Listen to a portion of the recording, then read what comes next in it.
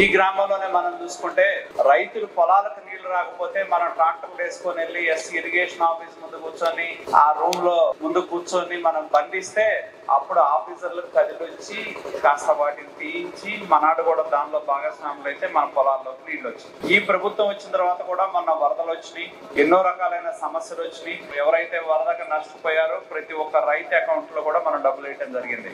అది నెల తరబడి కాదు, రోజుల్లోనే వేసాం రైతుల అకౌంట్ లో మనం డబ్బులు. గ్రామీణాభివృద్ధి శాఖ మంత్రి ఉప ముఖ్యమంత్రి పవన్ కళ్యాణ్ గారు బాధ్యతలు స్వీకరించిన తర్వాత దాదాపు ఈ గ్రామంలో 30-40 లక్షల దాకా సిమెంట్ రోడ్లు వేయడం జరిగింది. అలాగే ఇవాళ సచివాలయాన్ని గ్రామ పంచాయతీ నిధులతో కలుపుకొని మనం ప్రారంభోత్సవం చేసుకున్నాం. గ్రామ పంచాయతీ నిధులతో 2 బోర్లు మనం ప్రారంభించుకోవడం జరిగింది. ఇంకా ఈ గ్రామంలో ఉన్న సమస్యల్ని మాకు అవకాశం ఉన్నట్టు గ్రామ పంచాయతీ నిధులు కావచ్చు, మండల పరిషత్ నిధులు కావచ్చు, లేదా రాష్ట్ర వ్యాప్తంగా మాకు వచ్చే నిధులు కానీ వీటన్నిటిని కూడా కలిపి రాబోయే రోజుల్లో ఈ గ్రామంలో మీరు అడిగిన సమస్యలన్నీ కూడా పరిష్కారం చేసేదానికి ఈ వేదిక మీద ఉన్న మేమందరం కూడా కట్టుబడి ఉన్నాం అని చెప్పి తెలియజేస్తా ఉన్నాం.